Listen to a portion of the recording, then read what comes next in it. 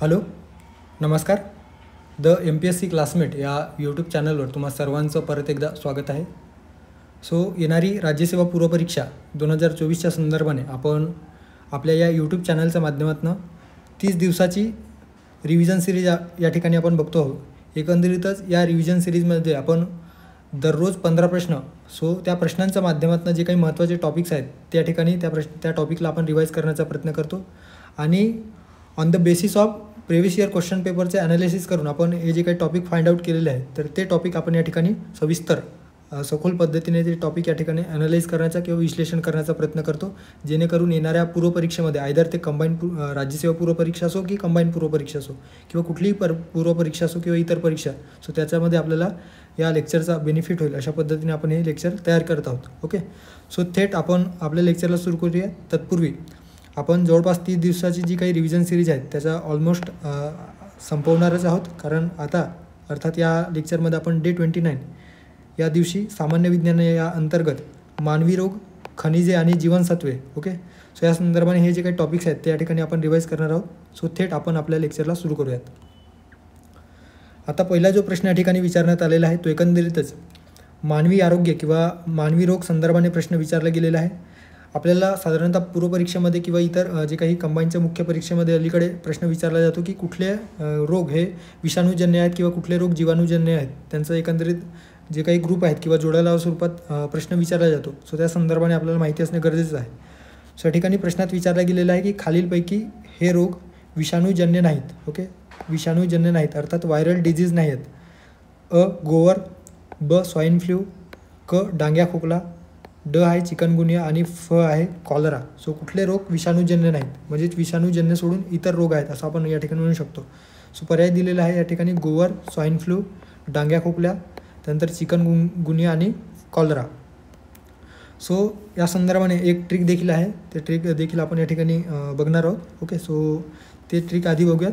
कशा पद्धतीने तुम्ही हे जे काही विषाणूजन्य रोग आणि जीवाणूजन्य रोग लक्षात ठेवू शकता. ओके, कुठल्या तरी यूट्यूब चॅनलवर I think Vidarbha IAS academy या यूट्यूब चॅनलवर दिलेलं होतं. त्यांच्याकडून हे जे काही ट्रिक आहे ते आपण या ठिकाणी घेतलेलं आहे.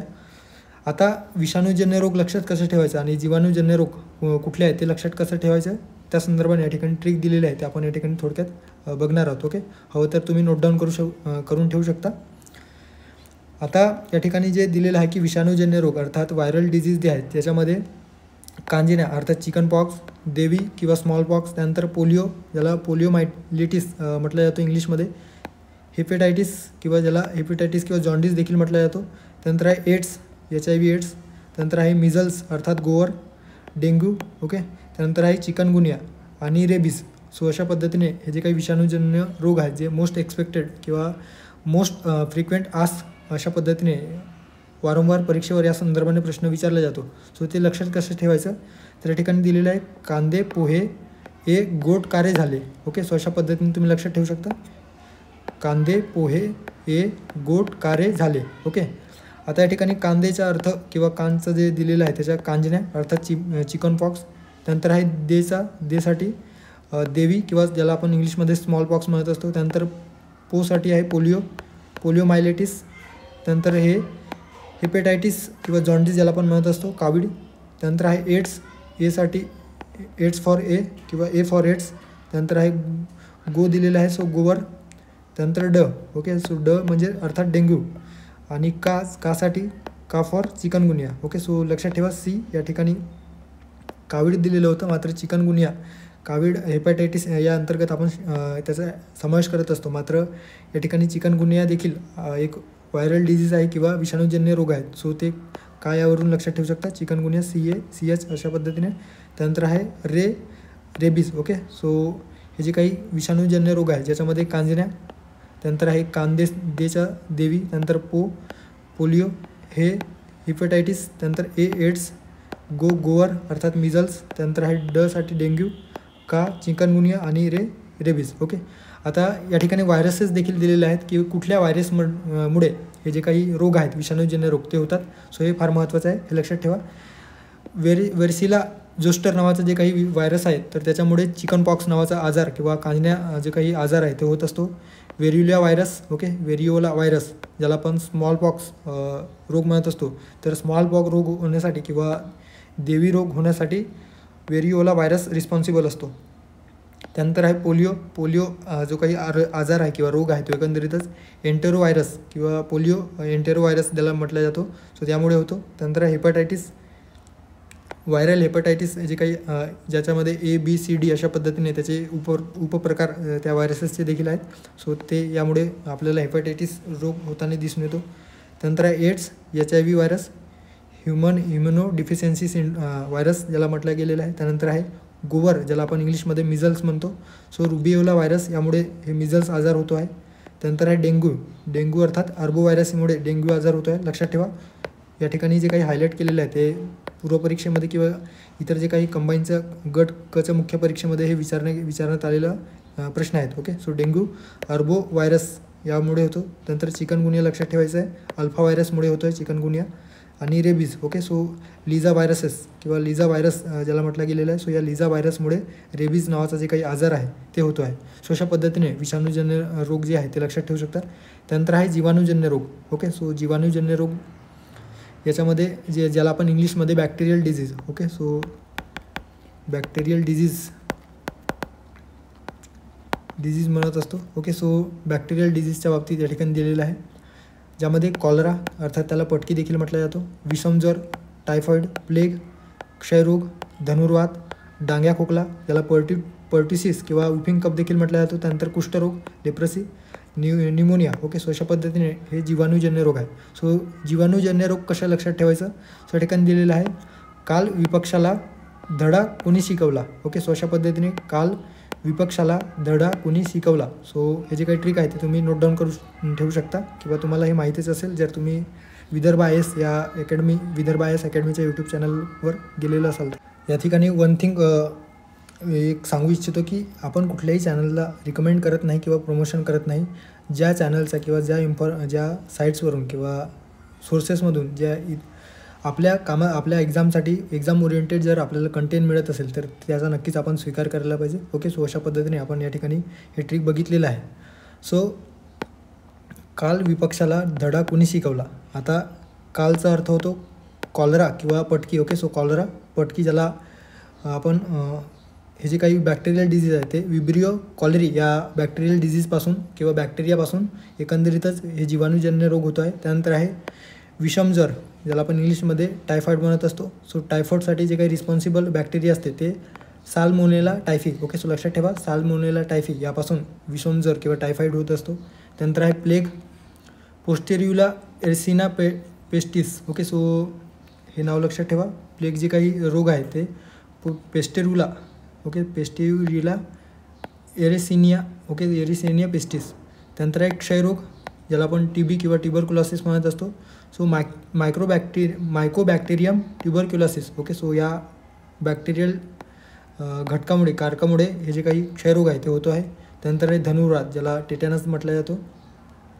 So Clostridium, okay, Clostridium tetany यापासून होतो आहे. त्यानंतर डासाठी डांग्या खोकला अर्थात ज्याला पर्ट्युसिस किंवा विपिंग कप म्हटलं जातो. सो कंबाईनच्या पूर्वपरीक्षेमध्ये हे विचारलेलं होतं. Bordetella pertussis. Okay, so Bordetella pertussis नावाचे जे काही बॅक्टेरिया आहेत तर त्यापासून डांग्या खोकल्या किंवा पर्ट्युसिस किंवा विपिंग कप होतो आहे. त्यानंतर आहे कुष्ठरोग, लेप्रसी ज्याला आपण इंग्लिशमध्ये म्हणत असतो. Mycobacterium leprae. Okay, so mycobacterium लेप्रीपासून होतो आहे. आणि निमोनियासाठी pneumonia. Okay, so pneumonia.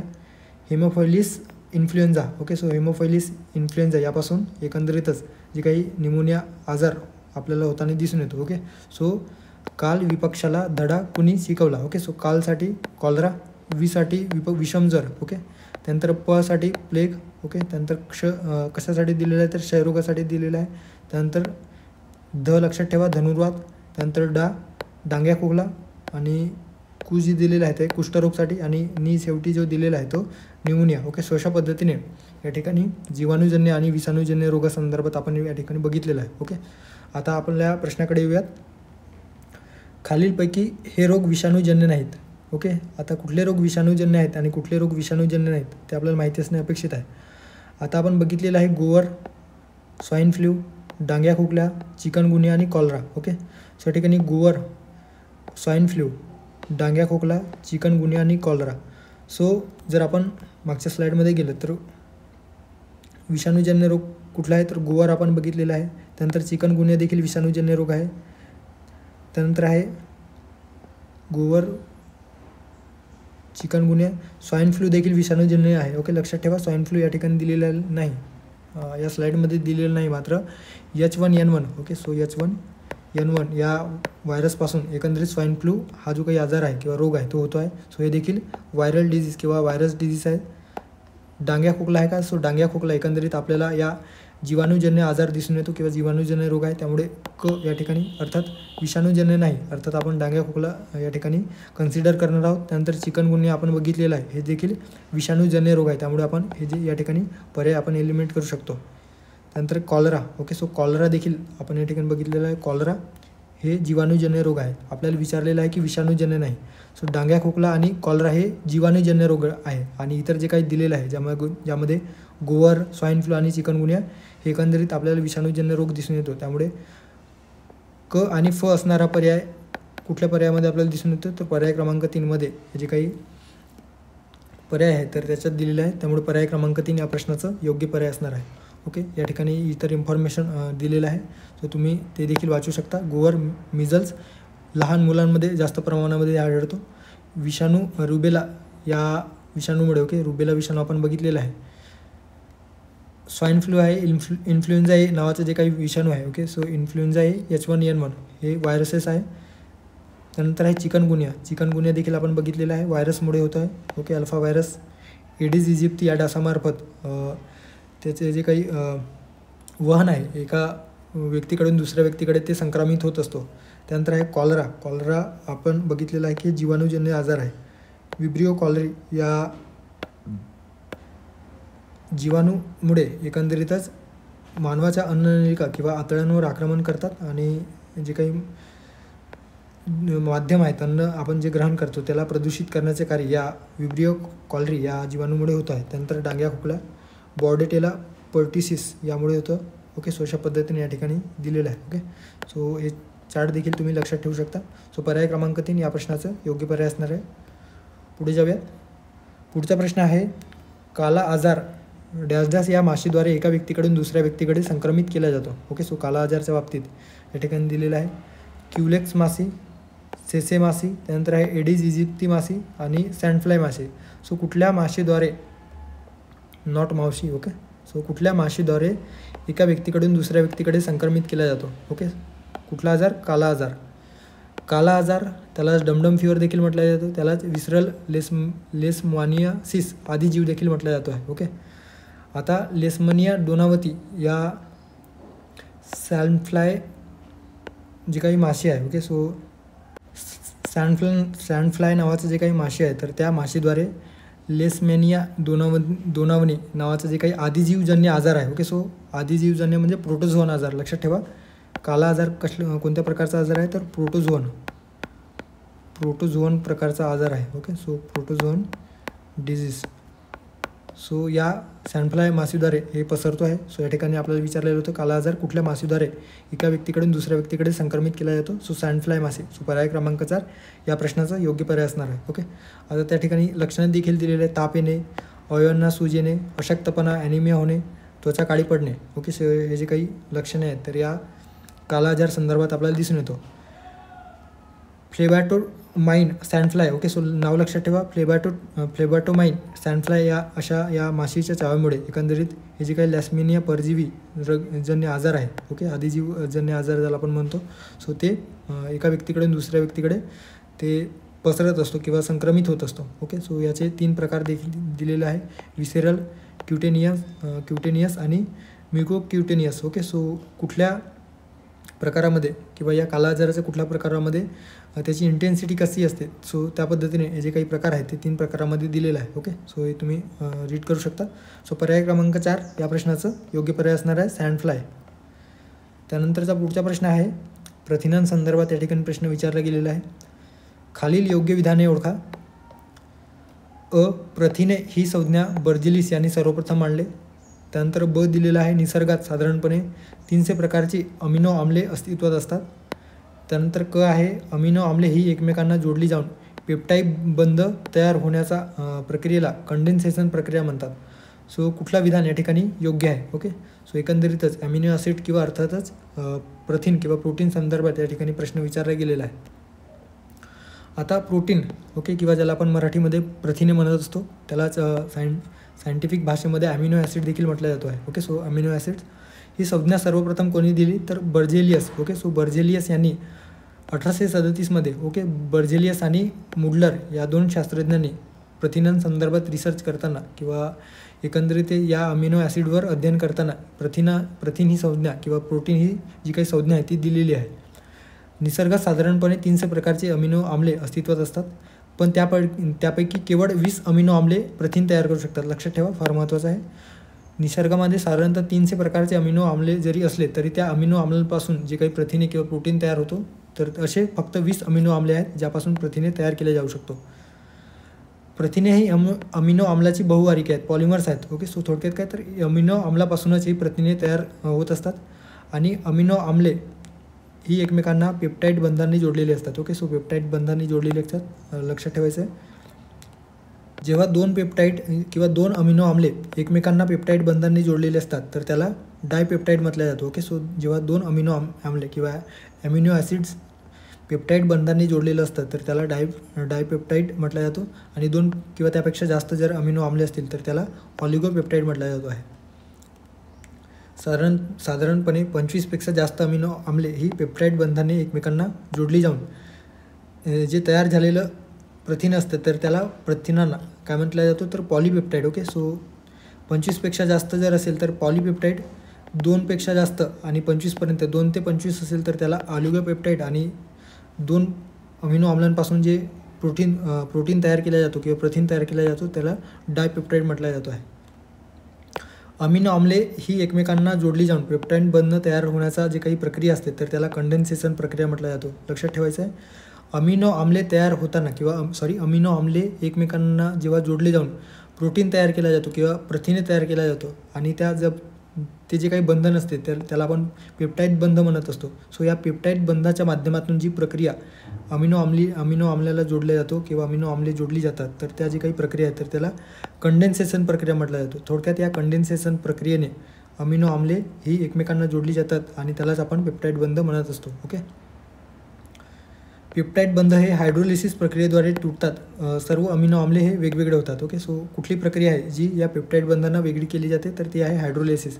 Okay, so हे देखील लक्षात ठेवू शकता for kind your information.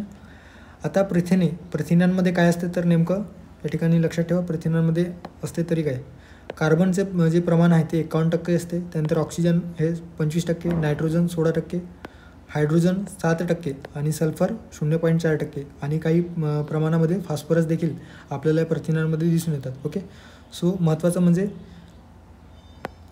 Carbon सर्वाधिक प्रमाण कार्बनचे प्रथिनांमध्ये दिसून येतो. त्यानंतर ऑक्सिजन आहे, नायट्रोजन, हायड्रोजन, सल्फर आणि फॉस्फरसचा देखील अणू त्या ठिकाणी असतात. ओके, सो अशा पद्धतीने या ठिकाणी प्रथिनांच्या संदर्भात इन्फॉर्मेशन दिलेलं आहे, ते लक्षात ठेवा. प्रश्नाकडे येऊयात. खालील योग्य विधाने ओळखा. प्रथिने ही संज्ञा बर्जेलियस यांनी सर्वप्रथम मांडले. सो आपण या ठिकाणी बघितलेलं आहे बर्जेलियस आणि मुडलर यांनी सर्वप्रथम मांडलेलं आहे, त्यामुळे जे विधान आहे ते योग्य असणार आहे. निसर्गात साधारणतः 300 प्रकारचे अमिनो आम्ले अस्तित्वात असतात, हे देखील आपण बघितलेलं आहे. 300 प्रकारचे अमिनो आम्ले असतात, मात्र या 300 प्रकारच्या अमिनो आम्लांपासून प्रोटीन तयार होत नाही, तर त्यापैकी केवळ 20 अमिनो आम्लांपासूनच प्रथिन तयार केले जाऊ शकतात. ओके, सो ब देखील या ठिकाणी योग्य असणार आहे. क विधान आहे अमिनो आम्ले ही एकमेकांना जोडली जाऊन पेप्टाईड बंध तयार होण्याच्या प्रक्रियेला कंडेन्सेशन प्रक्रिया म्हणतात. सो आपण बघितलेलं आहे कंडेन्सेशन प्रक्रिया. ओके, पेप्टाईड बंध तयार होण्याच्या प्रक्रियेलाच कंडेन्सेशन प्रक्रिया म्हणतात. सो क देखील या ठिकाणी योग्य आहे. सो अ, ब आणि क तीनही विधान या ठिकाणी योग्य असल्या कारणाने पर्याय क्रमांक 3 अ, ब, क या प्रश्नाचं योग्य पर्याय असणार आहे. ओके, पुढे जाऊयात. पुढचा प्रश्न आहे खालीलपैकी अयोग्य विधान कुठले आहे ते ओळखा.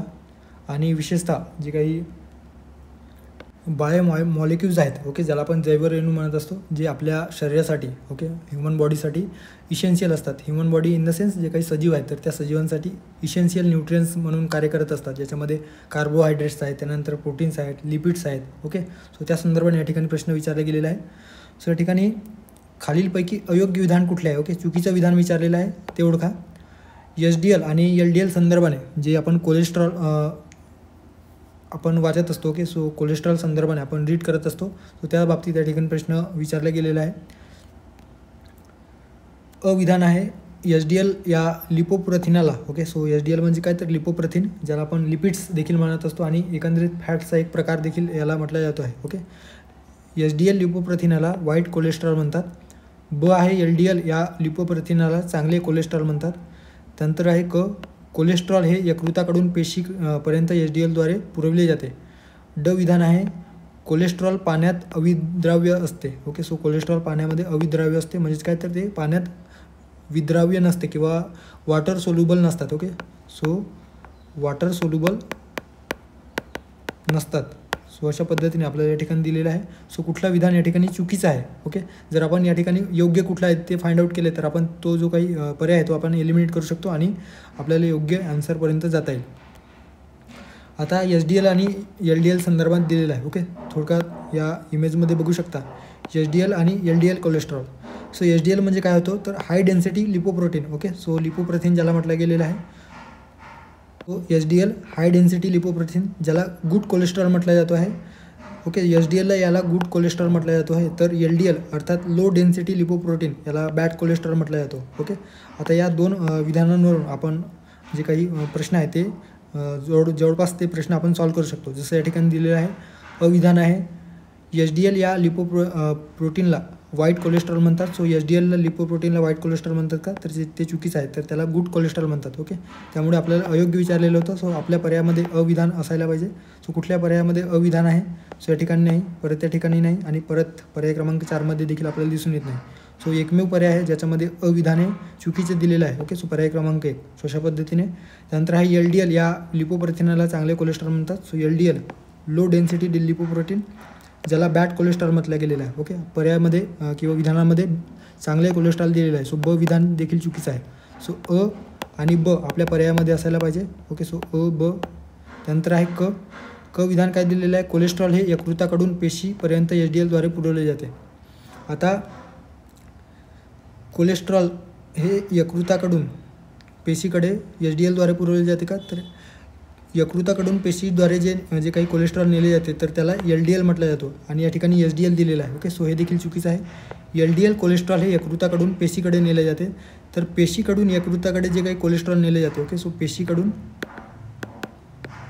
यकृताकडे जे काही कोलेस्ट्रॉल नेले जाते तर त्याला HDL कोलेस्ट्रॉल म्हटलं जातो आहे. आणि जर यकृताकडून पेशीकडे जे कोलेस्ट्रॉल नेले जाते तर त्याला LDL कोलेस्ट्रॉल म्हटलं जातो. ओके, सो हे लक्षात ठेवायचं आहे. सो HDL अर्थात गुड कोलेस्ट्रॉल आणि LDL अर्थात बॅड कोलेस्ट्रॉल. आता जे काही लिपोप्रोटीन्स आहेत जे आपण LDL म्हणत असतो सो ते कशापासून तयार झालेले आहेत ते लक्षात ठेवा. याच्यामध्ये लिपोप्रोटीन्स. ओके, सो लिपोप्रोटीन याचा अर्थ होतो प्रोटीन आणि फॅट्स अर्थात लिपिड्स. ओके, सो प्रोटीन आणि लिपिड्सपासून जे काही लिपोप्रोटीन तयार झालेले असतात तर त्यालाच आपण लिपोप्रोटीन किंवा कोलेस्ट्रॉल म्हणत असतो. याच्यामध्ये कोलेस्ट्रॉल आणि डायग्लिसराईड. ओके, सो ट्रायग्लिसराईड या पेशींमध्ये ते वाहून नेले जातात. Okay, HDL high density lipoprotein आणि LDL लो डेन्सिटी लिपोप्रोटीन असे दोन प्रकार पडतात. HDL याला चांगले कोलेस्ट्रॉल तर LDL याला वाईट कोलेस्ट्रॉल म्हटलं जातो आहे. राज्यसेवा पूर्वपरीक्षेमध्ये यावर प्रश्न ऑलरेडी विचारून झालेला आहे त्यामुळे हे लक्षात ठेवायचं आहे. ओके, सो अशा पद्धतीने या ठिकाणी अविधान चुकीचं आहे कारण HDL हा वाईट कोलेस्ट्रॉल नसून ते वाईट कोलेस्ट्रॉल नसून ते गुड कोलेस्ट्रॉल अर्थात चांगले कोलेस्ट्रॉल म्हणून ओळखले जाते. त्यानंतर हा LDL याला चांगले कोलेस्ट्रॉल न म्हणता वाईट कोलेस्ट्रॉल म्हटलं जातो आहे. Okay, bad cholesterol. क आहे कोलेस्ट्रॉल हे यकृताकडून पेशीकडे HDLद्वारे पुरवले जाते. चुकीचं आहे, LDLद्वारे पुरवले जाते. ओके, सो यकृताकडून पेशीकडे LDLद्वारे पुरवले जाते. सो क देखील या ठिकाणी चुकीचं आहे. आणि ड दिलेला आहे कोलेस्ट्रॉल पाण्यात अविद्राव्य असतो. ओके, सो कोलेस्ट्रॉल पाण्यात अविद्राव्य असतो का? यस, नक्कीच. कोलेस्ट्रॉल हे पाण्यामध्ये अविद्राव्य असतो म्हणजे पाण्यात ते विद्राव्य नसतात. ओके, ते फॅट विद्राव्य असतात कारण ते फॅटचाच प्रकार आहे, लिपिड्सचा प्रकार आहे त्यामुळे ते फॅट विद्राव्य असतात तर पाण्यात अविद्राव्य असतात. ओके, सो थोडक्यात ते फॅट सॉल्युबल असतात. ओके, फॅट सॉल्युबल असतात मात्र वॉटर अनसॉल्युबल असतात. ओके, सो वॉटरच्या संदर्भात अनसॉल्युबल असतात. सो हे लक्षात ठेवा. त्यामुळे ड जे विधान आहे ते योग्य आहे आणि आपल्याला अयोग्य विचारलेलं होतं. सो अ ब क हे तिन्ही विधान अयोग्य आहे, त्यामुळे पर्याय क्रमांक 1 या प्रश्नाचं योग्य पर्याय असणार आहे. त्यानंतरचा प्रश्न आहे जीवनसत्वासंदर्भाने विटामिन संदर्भाने या ठिकाणी प्रश्न विचारला गेलेला आहे. खालील जीवनसत्वांपैकी कोणत्या जीवनसत्वांचा समावेश पाण्यात विरघळणारी वॉटर सोल्युबल म्हणून केला जातो. ओके, सो पाण्यात विरघळणारी अर्थात वॉटर सोल्युबल जीवनसत्वे कुठले आहेत ते या ठिकाणी दिलेलं आहे. जीवनसत्व अ, जीवनसत्व ब, नंतर जीवनसत्व ई, जीवनसत्व के, जीवनसत्व ड आणि जीवनसत्व क. सो या ठिकाणी vitamin A, vitamin B, vitamin E, vitamin K, vitamin D आणि क. ओके, सो सी आपण म्हणू शकतो. सो पर्यायातील जे या ठिकाणी प्रश्नात दिलेल्या विटामिन्सपैकी किंवा जीवनसत्वांपैकी कुठले विटामिन्स हे वॉटर सोल्युबल असतात, अर्थात पाण्यात विद्राव्य असतात किंवा द्राव्य असतात. ओके, सो पाण्यात विरघळली जातात. सो या ठिकाणी दिलेलं आहे types of water soluble vitamins आणि types of fat soluble vitamin. So लक्षात ठेवा पाण्यात विरघळणारे जे काही विटामिन्स आहेत त्याच्यामध्ये बी आणि सी यांचा समावेश होतो. सो विटामिन ब आणि विटामिन क. सो विटामिन ब आणि विटामिन क अर्थात ब आणि क, ब आणि फ. ओके, सो पर्याय लक्षात ठेवा ब आणि फ हे जे काही पर्याय आहेत, अर्थात या फ पर्यायामध्ये क विटामिन दिलेलं आहे, त्यामुळे ब आणि क हे जे काही विटामिन्स आहेत ते एकंदरीत पाण्यात विद्राव्य असतात, वॉटर सोल्युबल असतात आणि म्हणून पर्याय क्रमांक 3 या प्रश्नाचं योग्य पर्याय असणार आहे.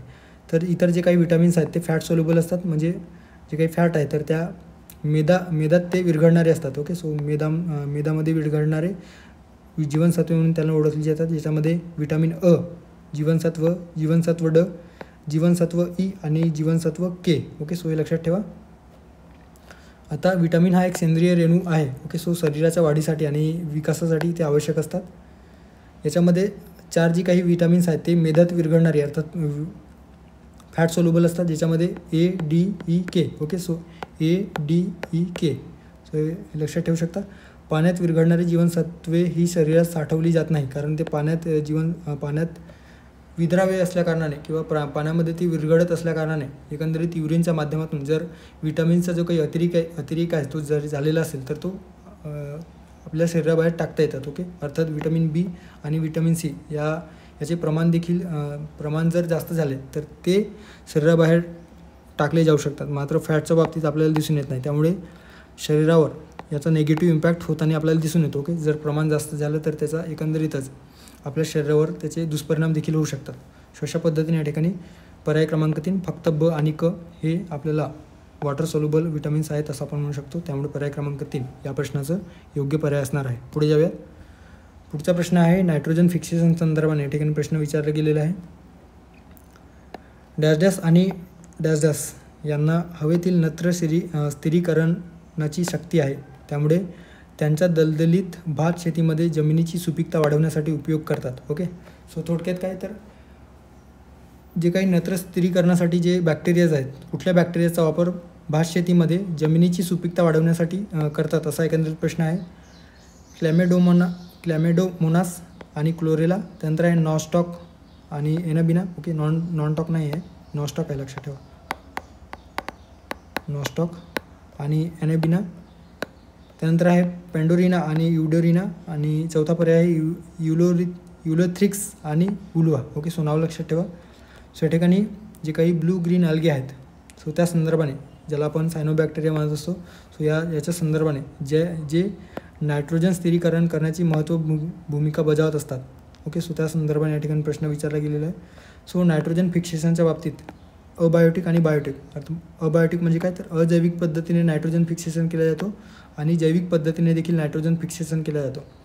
अजैविक पद्धतीने नायट्रोजन फिक्सेशन कशाच्या माध्यमातून केला जातो तर जे काही ॲटमॉस्फेरिक आहेत, ओके, वातावरणातील जे काही नायट्रोजन आहे ते एकंदरीतच थंडर किंवा वादळी वाऱ्यांच्या संदर्भात त्याचा जमिनीवर जेव्हा वादळी ॲटमॉस्फेरिक कंडिशनमुळे असेल किंवा थंडर्स असेल तर त्याचे जे काही नायट्रोजन इलेक्ट्रिकल पार्टिकल्स असतात ते जमिनीवर आल्याच्यानंतर जे काही वनस्पती असतात तर त्याचे ते ग्रहण करत असतात आणि त्याला अबायोटिक म्हटलं जातो. इंडस्ट्रियली जे काही नायट्रोजनयुक्त वेस्ट मटेरियल आहे तर ते मोठे इंडस्ट्री असतात तर त्याच्यामधून ते वेस्ट जेव्हा प्रवाहित केला जातो आणि ते एकंदरीतच सॉईलमध्ये गेल्याच्यानंतर, मातीमध्ये गेल्याच्यानंतर त्याच्या माध्यमातून देखील नायट्रोजन फिक्सेशन केलं जातो आहे. त्यानंतर आहे बायोटिक अर्थात जैविक पद्धतीने. सो याच्यामध्ये 2 प्रकार आहेत, फ्री लिव्हिंग ओके आणि मुक्तपणे नायट्रोजन फिक्सेशन करणारे स्वतंत्रपणे जे काही बॅक्टेरियाज असतात आणि सिम्बायोटिक अर्थात 2 जे काही बॅक्टेरियाज आहेत किंवा ऑर्गॅनिझम्स आहेत ओके. सो त्यांच्या माध्यमातून हे जे काही नायट्रोजन फिक्सेशन आहे ते होत असते. सो आता फ्री लिव्हिंग अर्थात मुक्तपणे कुठले जे काही नायट्रोजन फिक्सेशन करणारे बॅक्टेरियाज आहेत त्याच्यामध्ये एरोबिक बॅक्टेरियाज ओके. सो ऑक्सिजनच्या सानिध्यामध्ये अनएरोबिक ऑक्सिजनचं सानिध्य नसताना देखील ते नायट्रोजन फिक्सेशन करू शकतात. आणि blue green algae okay. So blue green algae अर्थात जे काही सायनोबॅक्टेरिया आहेत ज्याला नील हरित शैवाल आपण म्हणत असतो, हे देखील एकंदरीतच मुक्तपणे हवेतील जे काही नायट्रोजन आहे ते स्थिरीकरण करण्यासाठी रिस्पॉन्सिबल असतात. सो या ठिकाणी नील हरित शैवाळांसंदर्भाने प्रश्न विचारला गेलेला आहे. सो लक्षात ठेवा, नील हरित शैवाल हे सूक्ष्मजीव असून ते ओल्या किंवा आर्द्र जमिनीमध्ये आढळतात. फोटोसिंथेसिस प्रक्रिया करून स्वतःची अन्न तयार करत असतात आणि त्यांना सायनोबॅक्टेरिया म्हणत असतात ओके. सो यांच्यामध्ये फोटोसिंथेसिस करण्याची कॅपेबिलिटीज असते आणि त्यामुळे त्यांना एकंदरीत त्याच्यामध्ये क्लोरोप्लास्ट किंवा क्लोरोफिल जे असतात. सो क्लोरोफिल असल्याकारणाने ते फोटोसिंथेसिस करू शकतात. हरितद्रव्य अर्थात क्लोरोफिल आणि निळ्या रंगाचा पिगमेंट ज्याला फायकोसायनिन म्हटलं गेलेलं आहे ओके. सो फायकोसायनिन यांचा उपयोग करून ते ऊर्जा मिळवत असतात. आता सामान्यपणे सायनोबॅक्टेरियाचे जे काही प्रजाती आहेत ज्याच्यामध्ये ॲनाबिना आहे, त्यानंतर नॉस्टॉक, ॲसिलोटोरिया. सो या जे काही नीळ हरित शैवाल आहे ब्लू ग्रीन ॲल्गे, सो यांच्या माध्यमातून वनस्पती किंवा वनस्पतींच्या मुळामध्ये हे जे काही सायनोबॅक्टेरियाच्या माध्यमातून जे काही नायट्रोजन फिक्सेशन आहे ते होत असतात ओके. सो लक्षात ठेवा, सायनोबॅक्टेरिया कुठले आहेत तर ॲनाबिना, नॉस्टॉक आणि ॲसिलेटोरिया ओके. सो यांच्या माध्यमातून जे काही दलदलीयुक्त भातशेतीमध्ये एकंदरीत जमिनीची सुपीकता वाढवण्यासाठी यांचा वापर होत असतो ओके. सो हवेतील नायट्रोजन ते स्थिर करत असतात किंवा स्थिरीकरण करण्यासाठी नील हरित शैवाल हे रिस्पॉन्सिबल असतात. सो या ठिकाणी नॉस्टॉक आणि ॲनाबिना हे योग्य पर्याय असणार आहे, पर्याय क्रमांक 2 ओके. सो पर्याय क्रमांक 2 या प्रश्नाचा योग्य पर्याय आहे असं आपण म्हणू शकतो. त्यानंतरचा प्रश्न आहे, खालील बरोबर विधाने विचारात घ्या. झिका विषाणू प्रामुख्याने एडिस इजिप्ती डासामुळे पसरतो. त्यानंतर आहे ब, झिका विषाणू युगांडातील झिका या जंगलापासून आला आहे. क आहे, झिका विषाणूची लागण गरोदर स्त्रीकडून तिच्या बाळाला होऊ शकते. सो कुठला विधान या ठिकाणी बरोबर आहे ओके. एकंदरीतच झिका व्हायरसेस संदर्भाने या ठिकाणी प्रश्न विचारला गेलेला आहे. आता झिका विषाणूच्या संदर्भाने, झिका विषाणू हा एक फ्लेवी व्हायरस फॅमिलीमधला आहे ओके. सो लक्षात ठेवा, व्हायरल डिझीज आहे ओके. सो व्हायरल किंवा व्हायरसजन्य डिझीज आपण म्हणू शकतो. सो झिका विषाणू हा फ्लेवी व्हायरस या फॅमिलीमधील जे काही झिका या युगांडामधील प्रदेशामध्ये किंवा युगांडामधील जंगलामध्ये झिका नावाचं जे काही जंगल आहे परिसरामध्ये, सो एकंदरीतच माकडामध्ये हे जे काही विषाणू आहे ते एकंदरीत व्हायरसेस 1947 पहिल्यांदा दिसून आले किंवा आढळले. सो त्यावरून या विषाणूला झिका विषाणू म्हटलं जातो आहे ओके. सो लक्षात ठेवायचं आहे, एकंदरीतच झिका विषाणू हा फ्लेवी व्हायरस या फॅमिलीमधील सदस्य असून ते सर्वप्रथम कुठल्या याच्यामध्ये प्राण्यामध्ये दिसून आले तर माकडामध्ये आले. हा विषाणू yellow fever, dengue, West Nile आणि जापानी एन्सिफेलायटिस म्हणून किंवा या विषाणूशी संबंधित आहे ओके. सो थोडक्यात याला येलो फीवर देखील म्हटलं जाऊ शकतो. सो सिमिलर जे काही आहे ज्याच्यामध्ये yellow fever, dengue, West Nile आणि जापानीज एन्सिफेलायटिस सो या विषाणूंशी संबंधित असल्याचे आपल्याला दिसून येतो ओके. माध्यम कुठला आहे तर एडिस इजिप्ती या डासामार्फत एका व्यक्तीकडून दुसऱ्या व्यक्तीकडे ते संक्रमित होत असतात. त्याची जी काही लक्षणे आहेत ते लवकर दिसून येत नाही. काही वेळा मात्र डोकेदुखी, ताप, उलट्या, खाज सुटणे, डोळ्याच्या काही भागात दुखणे अशा पद्धतीची जी लक्षणे आहेत तर ती या झिका विषाणूची असू शकतात. डेंग्यू, पिवळा ताप, वेस्ट नाईल यासारख्या व्हायरसेसमुळे पसरवला जाणारा एक विषाणूजन्य आजार तो प्रामुख्याने संक्रमित एडिस डासांच्या चावामुळे पसरत असतो ओके. सो याचा जो काही प्रसार आहे प्रामुख्याने आफ्रिका, अमेरिका, दक्षिण आशिया आणि पश्चिम प्रशांतच्या उष्णकटिबंधीय आणि कटिबंधीय प्रदेशामध्ये दिसून येतात ओके. सो अशा पद्धतीने या ठिकाणी दिलेलं आहे. एडिस डासा संदर्भाने हे दिवसा विशेषतः सकाळी लवकर आणि संध्याकाळी चावतात. सो एक फॅक्च्युअल इन्फॉर्मेशन लक्षात ठेवू शकता. दिवसा हे जे काही एडिस डास आहे ते सक्रिय असतात. झिका विषाणूचे जे काही इतर प्रकारे देखील पसरू शकतात. कशा माध्यमातून एका व्यक्तीकडून दुसऱ्या व्यक्तीकडे झिका विषाणू पसरू शकतात, तर ते आहे गर्भधारणेदरम्यान आईकडून गर्भाला अर्थात आईकडून बाळाला झिका विषाणूचा जो काही आजार आहे तो पसरू शकतो किंवा ते व्हायरस एका व्यक्तीकडून दुसऱ्या व्यक्तीकडे संक्रमित होऊ शकतो.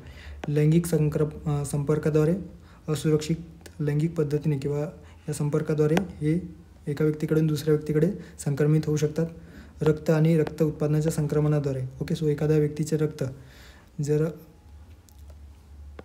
रक्तदान करणारी व्यक्ती जर संक्रमित असेल या झिका व्हायरसेसमुळे, तर त्या व्यक्तीकडून दुसऱ्या व्यक्तीला देखील ज्या व्यक्तीवर त्या व्यक्तीचे रक्त दिले जाईल, सो त्याला देखील ही जी काही झिका व्हायरस आहे ती संक्रमित होऊ शकतो. ओके, सो अवयव प्रत्यारोपणाद्वारे झिका विषाणू एका व्यक्तीकडून दुसऱ्या व्यक्तीकडे जाऊ शकतो. ओके, सो आपल्याला बरोबर विचारलेलं होतं झिका विषाणू प्रामुख्याने एडिस इजिप्ती डासामुळे पसरतो का? सो आपण बघितलेलं आहे एडिस इजिप्ती या डासामुळे एका व्यक्तीकडून दुसऱ्या व्यक्तीकडे ती संक्रमित केला जातो. झिका विषाणू युगांडातील झिका या जंगलातून आलेला आहे. सो हे देखील बरोबर आहे. सर्वप्रथम 1947 माकडांमध्ये हे जे काही व्हायरस आहे ते पाहावयास मिळाले. क दिलेला आहे झिका विषाणूंची लागण गरोदर स्त्रीकडून तिच्या बाळाला होऊ शकतो. सो नक्की होऊ शकतो. ओके, गर्भधारणेदरम्यान आईकडून बाळाला हे जे काही व्हायरस आहे ते संक्रमित होऊ शकतो. सो अ, ब आणि क तीनही विधान या ठिकाणी योग्य आहे आणि असा पर्याय आहे पर्याय क्रमांक 4. सो पर्याय क्रमांक 4 या प्रश्नाचं योग्य पर्याय असणार आहे. त्यानंतरचा प्रश्न आहे अयोग्य जोडी ओळखा. देवीची लस एडवर्ड जेन्नर, रेबीज लस लुईस पाश्चर, पोलिओ E.S.A. वॅक्समॅन आणि प्लेग व्हॉल्डिमर हॉपकिन. ओके, सो या संदर्भाने कुठली जोडी चुकीची आहे? सो देवीची लस कोणी डेव्हलप केलेली आहे? त्यानंतर आहे रेबीज लस. पोलिओ जे काही पोलिओ संदर्भाने जी लस आहे ती कोणी डेव्हलप केलेली आहे? प्लेग. ओके, सो कुठले या संदर्भाने आपल्याला माहिती असणे अपेक्षित आहे.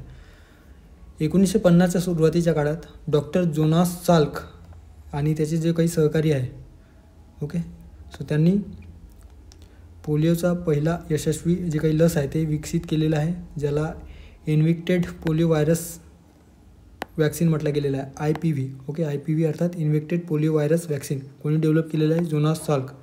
ओके, सो पोलिओ संदर्भात लक्षात ठेवा जोनास साल्क यांनी विकसित केलेलं आहे आणि या ठिकाणी E.S.A. वॅक्समॅन दिलेलं आहे ते चुकीचं आहे. त्यामुळे पर्याय क्रमांक 3 या प्रश्नाचं अयोग्य जोडी आपण म्हणू शकतो. ओके, त्यानंतर 1955 साल्कची लस वापरण्यासाठी सुरक्षित असल्याचे जाहीर करण्यात आलेले होते आणि अमेरिकेमध्ये एक राष्ट्रीय लसीकरण मोहीम सुरू करण्यात आली. 1961 अल्बर्ट शेबिन, ओके, यांनी एक जिवंत व कमकुवत अशी तोंडी दिल्या जाणाऱ्या लसीचा अर्थात या पोलिओ संदर्भाने तोंडाद्वारे जी काही लस आहे ती दिली जाऊ शकते अशी जी काही लस आहे ती विकसित कोणी केली? तर सेबिन यांनी केलेलं आहे. ओके, अल्बर्ट सेबिन यांनी. आणि इंजेक्शनच्या माध्यमातून, ओके, सो शरीराच्या बाहेर, ओके, शरीरावर इंजेक्ट करून जी लस दिली जाते तर ते कोणी डेव्हलप केलेलं आहे? साल्क यांनी डेव्हलप केलेलं आहे. ओके, सो साल्कची लस इंजेक्टेड स्वरूपात दिली जाऊ शकतो आणि सेबिन यांनी डेव्हलप केलेली लस ज्याला ओरली दिल्या जाऊ शकतो. ओके, आता देवीची लस कोणी डेव्हलप केलेली आहे? तर 1796 एडवर्ड जेन्नर यांनी विकसित केलेलं आहे. त्यामुळे या ठिकाणी पर्याय क्रमांक 1 बरोबर आहे. रेबीजची लस एमिल रॉक्स व लुईस पाश्चर यांनी डेव्हलप केलेलं आहे. ओके, सो रेबीजच्या संदर्भात लुईस पाश्चर लक्षात ठेवा यांनी रेबीजची जी काही लस आहे ती डेव्हलप केलेली आहे. त्यामुळे दुसरा पर्याय देखील या ठिकाणी योग्य असणार आहे. प्लेगची लस 1897 जीवाणूतज्ञ वाल्डेमार हापकिन, ओके, सो वाल्डेमार हापकिन यांनी डेव्हलप केलेलं आहे. सो प्लेगच्या बाबतीत देखील या ठिकाणी योग्य आहे.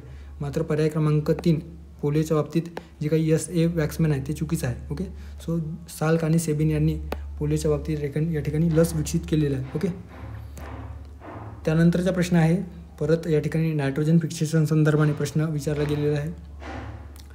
डॅश हे सूक्ष्म जीवाणू एकदल वनस्पतीमध्ये असहजीवनी पद्धतीने नत्र स्थिरीकरण घडवून आणतात. ओके, सो कुठले जीवाणू माफ करा, डॅश हे सूक्ष्म जीवाणू एकदल वनस्पतीमध्ये असहजीवनी पद्धतीने नत्र स्थिरीकरण करून घडवून आणतात. Azotobacter, rhizobium. Okay, so rhizobium वरीलपैकी कोणतेही नाही. आता वातावरणातील 80% भाग हा नायट्रोजन वायूचा जरी असला मात्र वनस्पतींना हवेतील जे काही नायट्रोजन ते डायरेक्ट त्यांना मिळू शकत नाही. ज्या पद्धतीने ते कार्बन डायऑक्साईड ऑब्झर्व करतात, ऑक्सिजन ते बाहेर सोडतात, त्या पद्धतीने नायट्रोजन ते ऑब्झर्व करू शकत नाही किंवा नायट्रोजन घेऊ शकत नाही. सो त्यासाठी असे विशिष्ट जीवाणू वातावरणामध्ये असतात किंवा आपल्या पर्यावरणामध्ये असतात, ज्याच्या माध्यमातून नायट्रोजनचे अमोनियामध्ये रूपांतर करून ते अमोनियमच्या स्वरूपामध्ये एकंदरीत वनस्पतींना वापरता येईल अशा स्वरूपामध्ये ते जे काही नायट्रोजन आहे ते तयार करून देतात. त्याच्यामध्ये फ्री लिव्हिंग आपण बघितलेलं आहे, जे नॉन सिम्बायोटिक असतात, ओके, मुक्तपणे ते नायट्रोजन स्थिरीकरण घडवून आणू शकतात. आणि नॉन फ्री लिव्हिंग जे सिम्बायोटिक रिलेशन पद्धतीच्या माध्यमातून वनस्पतीसाठी नायट्रोजन फिक्सेशन घडवून आणू शकतात. ओके, सो याच्यामध्ये अनएरोबिक पद्धतीने क्लोरोबियम, क्रोमेटियम, बेंजिरकिया आणि ॲझोटोबॅक्टर याला नॉन फोटोसिंथेटिकली ते नायट्रोजन फिक्सेशन घडवून आणू शकतात. ओके, असहजीवनी पद्धतीने म्हणजे त्यांना कुठल्याही सहजीवनीची किंवा कुठल्याही दुसऱ्या ऑर्गॅनिझमची या ठिकाणी आवश्यकता भासत नाही. ओके, सो ते स्वतंत्रपणे किंवा मुक्तपणे जे नायट्रोजन फिक्सेशन आहे ते घडवून आणू शकतात. त्यानंतर आहे अनएरोबिक म्हणजेच ज्याच्यामध्ये ऑक्सिजनचा वापर न करतात किंवा फोटोसिंथेसिसचा वापर न करता रोडोस्पिरिलम, क्लोस्ट्रिडियम. ओके, सो रोडोस्पिरिलम आणि क्लोस्ट्रिडियम हे ऑक्सिजनचा वापर न करता एकंदरीतच नायट्रोजन फिक्स करू शकतात. त्यानंतर आहे निळे हिरवे शैवाल आपण बघितलेले नॉस्टॉक, एनाबेना, ॲसिलेटोरिया. ओके, त्यानंतर आहे केमिओसिंथेटिक पद्धतीने देखील डेसवल्फोब्रिया. ओके, सो लक्षात ठेवा नाव डेसवल्फोब्रियो अशा पद्धतीने दिलेलं आहे. त्या ठिकाणी असहजीवनी पद्धतीने एकदल वनस्पतीमध्ये कुठले जे काही बॅक्टेरिया आहेत ते नायट्रोजन फिक्सेशन करू शकतात. तर ॲझोटोबॅक्टर, ओके, रायबोझियम जे असतात ते त्यांना सहजीवन पद्धतीने, ओके, सो सहजीवी असलेल्या जीवाणूंमध्ये ब्रॅडी रायबोझियम आणि रायबोझियमचा समावेश असतो. सो याच्यासाठी ते मुक्तपणे नायट्रोजन फिक्सेशन करू शकत नाही. त्यामुळे या ठिकाणी दुसरा जो पर्याय आहे ते चुकीचा असणार आहे. सो एकमेव पर्याय क्रमांक 1 एकदल वनस्पतीमध्ये ते या असहजीवनी पद्धतीने नॉन सिम्बायोटिकली नायट्रोजन फिक्सेशन करू शकतात. एकदल वनस्पती ज्याला मोनोकॉट वनस्पती म्हटलं जातं, याच्यामध्ये ॲनाबिना, नॉस्टॉक, ॲझोटोबॅक्टर, बेरेंजिकिया आणि क्लोस्ट्रिडियम यांचा वापर किंवा यांच्या माध्यमातून या एकदल वनस्पतीमध्ये एकंदरीतच नायट्रोजन फिक्सेशन होऊ शकतो. तर रायझोबियम जे आहे तर ते एक जीवाणू आहे आणि द्विदलीय वनस्पतीमध्ये नायट्रोजन फिक्सेशन करण्यासाठी रिस्पॉन्सिबल असतो. ओके, सो रायबोझियम हे द्विदल वनस्पतीमध्ये, तर एकदल वनस्पतीमध्ये azotobacter, बेरेंजिकिया, बेजेरिनकिया, okay, so Clostridium, ॲनाबेना, nostoc. नोडूस आता आपण बघितलेलं आहे की जे काही नायट्रोजन आहे ते नायट्रोजन स्वरूपामध्ये ते डायरेक्ट जे काही वनस्पती आहे ते ग्रहण करत नाही, तर अमोनियाच्या स्वरूपामध्ये ते एकंदरीतच वनस्पती जी नायट्रोजन आहे ते घेत असतात. ओके, सो हे लक्षात ठेवा. सो पर्याय क्रमांक 1 या ठिकाणी योग्य पर्याय असणार आहे. पुढचा पर्याय आहे योग्य जोड्या लावा. एकीकडे जीवनसत्व दिलेले आहे आणि त्या जीवनसत्वामुळे होणारे अभाव दुसरीकडे दिलेला आहे. जीवनसत्व C, जीवनसत्व D, जीवनसत्व B3. ओके, आता जीवनसत्व याच्या बाबतीत लक्षात ठेवा, जीवनसत्व हे एक महत्त्वाचे सूक्ष्म पोषक तत्व आहे जे गाजर, पालक, दूध, अंडी, यकृत, मासे यांसारख्या विविध अन्न स्रोतांमधून मिळवले जाऊ शकते.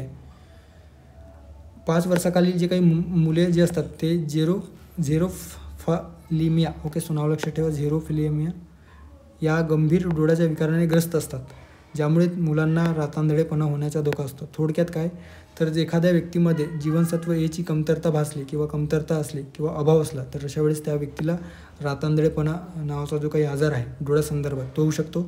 ओके, सो अला 3 नंबरची जोडी. सो अला 3 नंबरची जोडी कुठल्या पर्यायामध्ये आहे? सो पर्याय क्रमांक 1 आणि 3 मध्ये आपल्याला दिसून येतो. गर्भवती महिलांमध्ये व्हिटॅमिन Aच्या कमतरतेमुळे गर्भधारणेदरम्यान किंवा प्रसूती दरम्यान गुंतागुंत होऊ शकतो. थोडक्यात जे काही वेगवेगळे जे समस्या आहेत ते देखील उद्भवू शकतात. त्यानंतर आहे व्हिटॅमिन C किंवा जीवनसत्व C. व्हिटॅमिन Cच्या कमतरतेमुळे स्कर्वी नावाचा जो काही आजार आहे तो होतो आहे. सो व्हिटॅमिन Cला स्कर्वी. सो बला 4 नंबरची जोडी. सो बला 4 नंबरची जोडी कुठल्या पर्यायामध्ये आहे? सो या ठिकाणी परत पर्याय क्रमांक 3 मध्ये देखील आपल्याला दिसून येतो. त्यानंतर आहे जीवनसत्व D. जीवनसत्व Dच्या बाबतीत आपल्याला माहीत आहे रिकेट्स किंवा मुडदूस नावाचा जो आजार आहे तो होतो आहे. ओके, सो रिकेट्स किंवा मूळजूस. सो डला 2 नंबरची जोडी. सो डला 2 नंबरची जोडी असणारा पर्याय आहे पर्याय क्रमांक 1. त्यानंतर आहे B3. B3मुळे ज्याला नायसिन म्हटलं जातो. ओके, सो याच्या अभावामुळे पेलाग्रा नावाचा आजार होतो. सो लक्षात ठेवा B3 पेलाग्रा. ओके, सो डला 1 नंबरची जोडी. सो अशा पद्धतीने जीवनसत्वांच्या अभावामुळे होणारे रोग दिलेले आहे. जीवनसत्व केच्या अभावामुळे काय होऊ शकतात तर रक्त गोठण्यास अडथळा येऊ शकतो. ओके,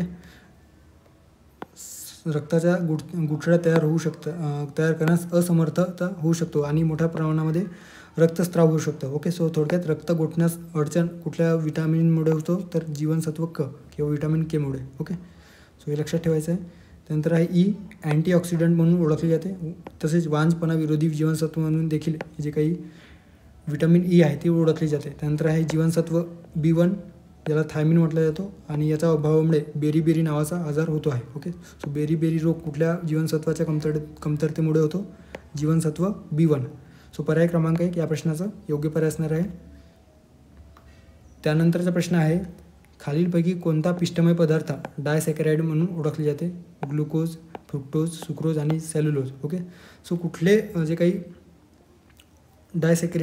कुठला पिष्टमय पदार्थ डायसॅकराइड म्हणून या ठिकाणी ओळखला जातो असा प्रश्न विचारला गेलेला आहे. एकंदरीतच मोनोसॅकराइडपासून डायसॅकराइड तयार झालेले असतात. सो 2 मोनोसॅकराइडपासून डायसॅकराइड बनलेलं असतो. सो याच्यामध्ये लक्षात ठेवा सुक्रोज जे आहे ते सुक्रोज हे डायसॅकराइड आहे. Okay, so disaccharide. Okay, so disaccharide आहे आणि 2 मोनोसॅकराइडपासून बनलेलं आहे. कुठले 2 मोनोसॅकराइड ग्लुकोज आणि फ्रुक्टोज. ओके, सो सुक्रोज लक्षात ठेवा ग्लुकोज आणि फ्रुक्टोजपासून बनलेलं आहे.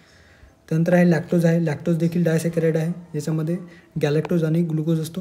लॅक्टोज डायसॅकराइड याच्यामध्ये मोनोसॅकराइड म्हणून गॅलॅक्टोज आणि ग्लुकोज असतो.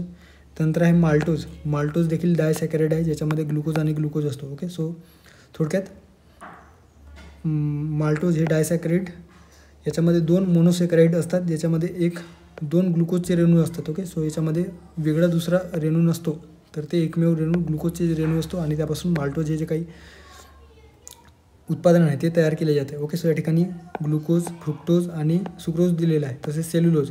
मात्र यापैकी सुक्रोज हे एकमेव ग्लुकोज आणि फ्रुक्टोजपासून तयार झालेले डायसॅकराइड आहे. सो पर्याय क्रमांक 3 या प्रश्नाचं योग्य पर्याय असणार आहे. त्यानंतरचा प्रश्न आहे खालील योग्य विधाने ओळखा.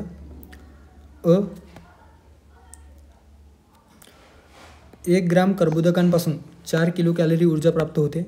ब आहे 1 ग्राम प्रथिनांपासून 9 किलो कॅलरी ऊर्जा प्राप्त होते. क आहे 1 ग्राम मेदापासून 4 किलो कॅलरी ऊर्जा प्राप्त होते. सो कुठलं विधान या ठिकाणी योग्य आहे. ओके, कार्बोहायड्रेट्स, प्रोटीन्स आणि जे काही फॅट्स आहे त्या संदर्भात दिलेलं आहे. सो लक्षात ठेवा कार्बोहायड्रेट्सच्या बाबतीत प्रति 1 ग्राम कॅलरीपासून. ओके, सो 1 ग्राम कर्बोदकापासून 4 किलो कॅलरी जी काही ऊर्जा आहे ती प्राप्त होत असते. सो 1 ग्राम कर्बोदकापासून 4 किलो कॅलरी ऊर्जा प्राप्त होत असते. त्यामुळे जे विधान आहे ते योग्य आहे. ओके, आपल्याला योग्य विचारलेलं आहे. सो पर्याय विधान आहे योग्य आहे. त्यानंतर ब दिलेला आहे 1 ग्राम प्रथिनांपासून 9 किलो कॅलरी ऊर्जा प्राप्त होते का. सो प्रथिनांचा विचार केला तर 1 ग्राम प्रथिनांपासून 4 किलो कॅलरी ऊर्जा प्राप्त होत असतो. ओके, सो 4 किलो कॅलरी ऊर्जा प्राप्त होतो. मात्र या ठिकाणी 9 दिलेलं आहे त्यामुळे ब जे विधान आहे ते चुकीचं आहे. त्यानंतर आहे मेद किंवा फॅट अर्थात चरबी. प्रति 1 ग्राम किलो कॅलरीपासून 1 ग्राम फॅट्सपासून किंवा मेदापासून 9 कॅलरी जी काही ऊर्जा आहे ती प्राप्त होत असते. मात्र या ठिकाणी 1 ग्राम मेदापासून 4 कॅलरी दिलेले आहे. 4 किलो कॅलरी हे चुकीचं आहे. ओके, सो फक्त 1 ग्राम कार्बोहायड्रेट्सच्या बाबतीत लक्षात ठेवा. कार्बोहायड्रेट्स याच्यामध्ये 1 ग्राम किलो कॅलरीच्या बाबतीत 4 किलो कॅलरी ऊर्जा प्राप्त होत असते. Okay, so calorie. आणि प्रथिनांचा विचार केला प्रोटीनचा. सो प्रोटीनच्या बाबतीत 1 ग्रामपासून 9 किलो कॅलरी ऊर्जा प्राप्त होते का तर ते चुकीचं आहे. तर 1 ग्राम प्रथिनांपासून 4 किलो कॅलरी ऊर्जा प्राप्त होते जे ब हे विधान चुकीचं आहे. क आहे 1 ग्राम मेदापासून 4 किलो कॅलरी ऊर्जा हे चुकीचं आहे कारण 9 किलो कॅलरी ऊर्जा या 1 ग्राम मेदापासून तयार होत असतो. ओके, किंवा ऊर्जा मिळत असते. या ठिकाणी फक्त योग्य आहे. त्यामुळे पर्याय क्रमांक 4 या प्रश्नाचं योग्य पर्याय असणार आहे. त्यानंतरचा प्रश्न आहे रोगासंदर्भाने अर्थात क्षयरोगा संदर्भाने या ठिकाणी प्रश्न विचारला गेलेला आहे. खालीलपैकी कोणते विधान चुकीचे आहे. ओके, अयोग्य विधान या ठिकाणी विचारलं गेलेलं आहे. क्षयरोग हे एक जीवाणूजन्य आजार आहे. त्यानंतर ब या आजाराचा शोध S.A. वॅक्समॅन यांनी लावला. क आहे प्रतिबंधात्मक उपचार म्हणून BCG लस दिली जाते. आणि ड दिलेला आहे भारताने 2025पर्यंत TB मुक्त भारत करण्याचा धोरण आखलेला आहे. सो कुठले विधान या ठिकाणी चुकीचं आहे? ओके, अयोग्य विधान कुठले आहे? आता ट्युबरकुलोसिस एक संसर्गजन्य आणि बॅक्टेरियल डिजीज आपण बघितलेलं आहे. ओके, सो एक जीवाणूजन्य आजार आहे जे जेव्हा संक्रमित लोक खोकला किंवा शिंकताना किंवा थुंकताना ते हवेतून पसरत असतात. ओके, सो जे काही संक्रमित झालेले या क्षयरोगापासून संक्रमित झालेले लोक त्यांच्या खोकल्यातून किंवा शिंकण्यातून किंवा थुंकण्यातून जो काही आजार आहे तो एका व्यक्तीकडून दुसऱ्या व्यक्तीकडे पसरत असतो. 24 मार्च 1882 रोजी रॉबर्ट कोच यांनी मायक्रोबॅक्टेरियम ट्युबरकुलोसिस नावाचा जे काही बॅक्टेरिया आहे त्याचं अध्ययन केले आणि त्यापासून क्षयरोग हे नावाचं जे काही आजार आहे तो पसरतो किंवा आजार होतो असे जे काही निष्कर्ष आहेत तर त्या डॉक्टर रॉबर्ट कोच यांनी काढले निष्कर्ष दिलेला आहे. ओके, सो थोडक्यात 1882 रॉबर्ट कोच यांनी सर्वप्रथम TB संदर्भात जे काही जीवाणू आहेत त्याचा शोध लावला आणि एकंदरीतच या मायक्रोबॅक्टेरियम ट्युबरक्युलोसिस या जीवाणूमुळे क्षयरोग होतो असा त्यांनी जे काही निष्कर्ष आहे ते दिलेला आहे. या काळात TBमुळे अमेरिका युरोपमध्ये राहणाऱ्या प्रत्येक 7 पैकी एका व्यक्तीचा मृत्यू त्यावेळेस झालेला होता 1882 किंवा 1880च्या दशकामध्ये. ओके, बॅसिलस कॅलेमेट ग्युएरिन नावाचं BCG ज्याला म्हटलं गेलेलं आहे. सो ही लस आहे. ओके, सो यासाठी कुठली लस दिली जाते तर बॅसिलस कॅलेमेट ग्युएरिन ज्याला BCG लस म्हटलं जातो. BCG नावाचे जे काही लस आहेत एकंदरीत या क्षयरोगासंदर्भात दिले जातो आहे. ओके, सो लक्षात ठेवा. आता ही लस कोणी विकसित केलेली आहे तर कॅलमेट आणि ग्युएरिन यांनी 1921 विकसित केले आणि एकंदरीत त्याचं यशस्वी चाचणी त्यांनी केलेलं होतं. भारताच्या बाबतीत लक्षात ठेवा राष्ट्रीय क्षयरोग नियंत्रण कार्यक्रम ओके ज्याला TB नियंत्रण कार्यक्रम म्हटलं गेलेला आहे. सो 1997 ते 2020पर्यंत असा तो एकंदरीत कालावधी होता. पुढे त्याचे नाव बदलून राष्ट्रीय क्षयरोग निर्मूलन कार्यक्रम करण्यात आले आणि 2025पर्यंत देशातून भारतातून या TBचे संपूर्ण उच्चाटन करण्याचे ध्येय जे आहे ते ठरवलेलं आहे. ओके, सो लक्षात ठेवा 2025पर्यंत भारतातून TBचे जे उच्चाटन आहे ते करण्याचे लक्ष ठेवलेलं आहे. स्ट्रेप्टोमायसिन नावाचं जे काही औषध आहे त्याचा शोध सर्वप्रथम अमेरिकन बायोकेमिस्ट सेल्मन वॅक्समॅन यांनी लावलेला आहे. ओके, सो स्ट्रेप्टोमायसिन याचा आणि TBच्या ठिकाणी काही संबंध नाही तर या ठिकाणी पर्याय दिलेला आहे. ओके, सो एकंदरीतच ब या विधानात दिलेलं आहे. या आजाराचा शोध S.A. वॅक्समॅन यांनी लावला. सो चुकीचं आहे ते रॉबर्ट कोच यांनी लावलेलं आहे. ओके, सो रॉबर्ट कोच यांनी लावलेलं आहे त्यामुळे या ठिकाणी ब चुकीचं आहे आणि आपलं चुकीचं विचारलेलं होतं. सो पर्याय क्रमांक 2 फक्त ब चुकीचं आहे. तर वॅक्समॅन यांनी काय लावलेलं आहे तर स्ट्रेप्टोमायसिनचा शोध लावलेला आहे ज्याला STM म्हटलं जातं. ओके, सो पर्याय क्रमांक 2 या प्रश्नाचं योग्य पर्याय असणार आहे. त्यानंतरचा प्रश्न आहे खालीलपैकी कोणत्या प्रोटोझोन आजार सेसे ओके सो लक्षात ठेवा सेसे नावाच्या माशी चावल्यामुळे होतो. एकंदरीत पूर्वपरीक्षा 2021 विचारण्यात आलेला प्रश्न आहे. स्लीपिंग सिकनेस, मलेरिया, काला आजार, चागास रोग. आता मानवी African sleeping sickness okay so ज्याला आफ्रिकन स्लीपिंग सिकनेस देखील म्हटलं जातो हा एक प्रोटोझोआ ट्रिपानोसोमा ब्रुसीगॅम्बियस ओके गॅम्बियन्स या आदिजीव आजारामुळे किंवा प्रोटोझोन आजारामुळे एकंदरीतच आफ्रिकन स्लीपिंग सिकनेस नावाचा आजार होतो आहे आणि ते संक्रमित करण्याचे कार्य सेसे नावाचे जे काही मासे आहे ओके सो सेसे नावाच्या या मासेमुळे एकंदरीतच स्लीपिंग सिकनेस नावाचा आजार ज्याला आपण आफ्रिकन स्लीपिंग सिकनेस किंवा प्रोटोझोआ ट्रिपानोसोमा ब्रुसीगॅम्बियस म्हटलं जातो ते होतो आहे. ओके सो पर्याय क्रमांक 1 स्लीपिंग सिकनेस सेसे नावाचे जे काही मासे आहेत त्याच्यामुळे होतो आहे. काला आजार देशमनिया दोनावती आधीच बघितलेला आहे. सँडफ्लाय मासी या आदिजीवामुळे. मलेरिया जे आहे ते प्लाझ्मोडियम वायवॅक्स या एकंदरीतच आदिजीवामुळे होतो. ॲनाफिलिस नावाची जी काही मादी डास आहे सो ॲनाफिलियस नावाची जी काही डास आहे त्याच्यातून ही संक्रमित होत असते. सागास रोग ज्याला साऊथ अमेरिकन स्लीपिंग सिकनेस म्हटलं जातो.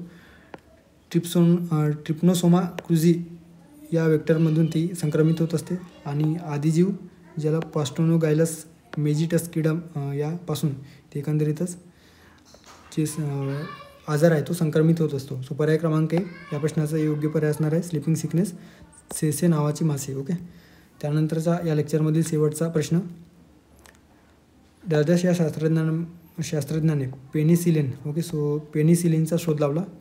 Edward Jenner, Alexander Fleming, Louis Pasteur, Waldemar Haffkine. So कुठल्या शास्त्रज्ञाने पेनिसिलिनचा शोध लावलेला आहे? सो आपण सर्वांनाच माहीत आहे पेनिसिलिन कोण शोधून काढले, तर Sir Alexander Fleming. Okay, so Sir Alexander Fleming यांनी सर्वप्रथम पेनिसिलिनचा शोध लावलेला आहे. ओके, 1945मध्ये या शोधाबद्दल त्यांना नोबेल पारितोषिकाने सन्मानित करण्यात आलेले आहे. पेनिसिलिन एक प्रतिजैवक आहे. ओके, अँटीबायोटिक आहे आणि म्हणूनच त्यांना पेनिसिलिनचे जनक म्हटले जातो आहे. ओके, थोडक्यात अँटीबायोटिकचे जनक देखील त्यांना म्हटलं जातो आहे. 1796मध्ये एडवर्ड जेनर यांनी देवीची लस शोधून काढलेली आहे. एडवर्ड जेनर मागच्या स्लाईडमध्ये आपण बघितलेलं आहे. एमिल रॉक्स आणि लुईस पास्चर यांनी रेबीजची लस शोधून काढलेली आहे 1885मध्ये. त्यानंतर आहे पहिली प्लेगची लस 1897मध्ये वाल्डेमर हाफकिन यांनी शोधून काढलेलं आहे. ओके, सो या ठिकाणी पेनिसिलिनच्या बाबतीत विचारलेलं होतं. सो पर्याय क्रमांक 2 अलेक्झांडर फ्लेमिंग या ठिकाणी योग्य पर्याय असणार आहे. ओके, सो अशा पद्धतीने या ठिकाणी आपण 15 प्रश्न बघितलेले आहे, ज्याच्यामध्ये मानवी रोगासंदर्भाने दिलेले आहे. त्यानंतर आपण प्रथिनांच्या बाबतीत असेल किंवा कार्बोहायड्रेट्स आहे, खनिजे आहे, त्या संदर्भात आपण बघितलेलं आहे. जीवनसत्वाच्या बाबतीत या ठिकाणी जे टॉपिक्स आहेत ते रिवाईज केलेलं आहे. ओके, सो थांबूया या ठिकाणी, भेटूया पुढच्या व्हिडिओमध्ये. थँक्यू.